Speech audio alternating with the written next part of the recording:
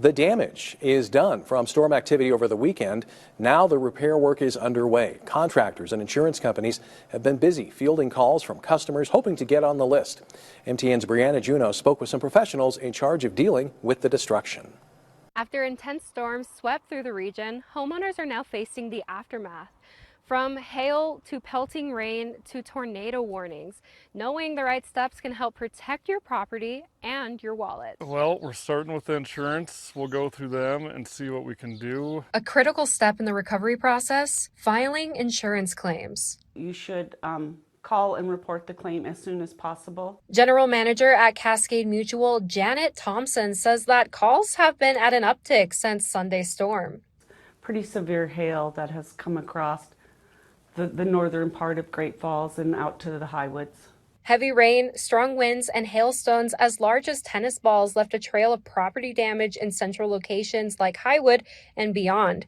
From shattered windows to torn siding and damaged roofs, it's important to make sure your home insurance policy covers severe weather. There's some people that go without it. Really, you should have coverage for that. Some people choose to go to like fire only, but truthfully, a replacement cost policy actually in the long run could cost them less with more coverage. Be proactive in getting the damage assessed. But in the rush to fix damage, professionals warn, not all help is created equal.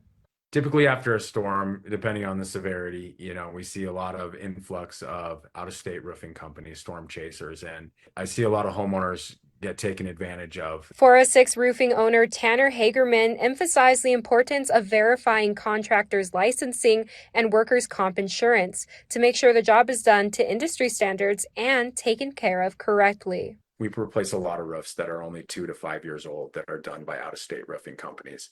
I guess do your research and try and find a local company, a Montana-based company that will be around in 5 years. If your home was damaged in a storm, experts suggest the following steps. Document everything. File an insurance claim promptly. Don't rush into repairs. Research contractors thoroughly and be aware of storm chasers. Out-of-state contractors offering too good to be true deals that usually are. In central Montana, Brianna Juneau, MTN News. There has been a lot of storm damage in Montana over the past few days, from damaging winds as well as large hail, but thankfully the weather has been a lot quieter today. As of right now, there have been no severe thunderstorms today, which is the first time in a while.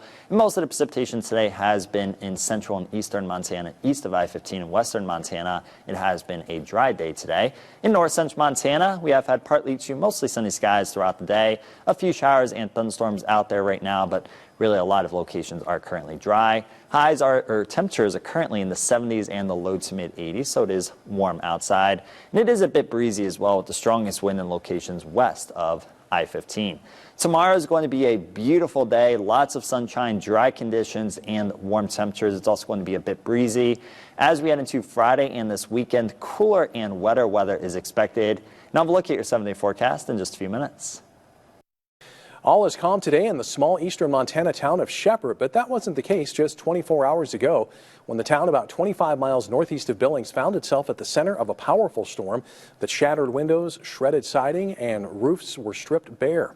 MTN's Charlie Klepp spoke to one family who saw their world turned upside down. In a matter of moments, God, it happened so quick. Dark clouds covered the sky. I didn't really know what was going to happen. And as uncertainty filled Jordan Dalton's head, dangerously strong winds picked up speed. I was just more scared, my daughter was with me, and last thing I want to happen is anything to my little girl.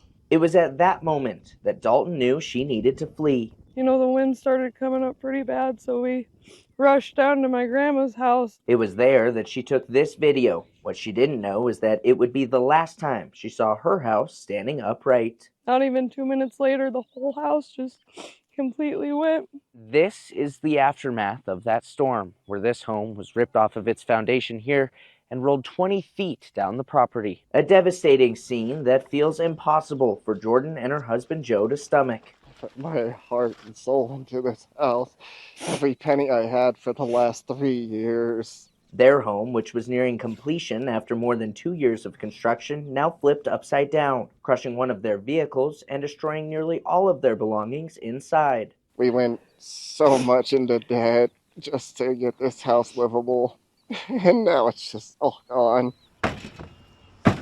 On Tuesday, the Daltons were left salvaging what they could. Move that!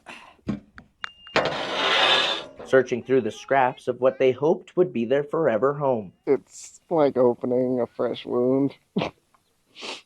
Every time you see something that you cherished completely demolished, it's just ripping off the scab all over again. A nightmare reality for this family and many others. Everybody lost stuff and everybody's homes got damaged. Now hoping for help on their emotional and uncertain road to recovery. You know, it's hard to ask people for help in a situation like this because everybody's going through something. In Shepherd, Charlie Kleps, MTN News.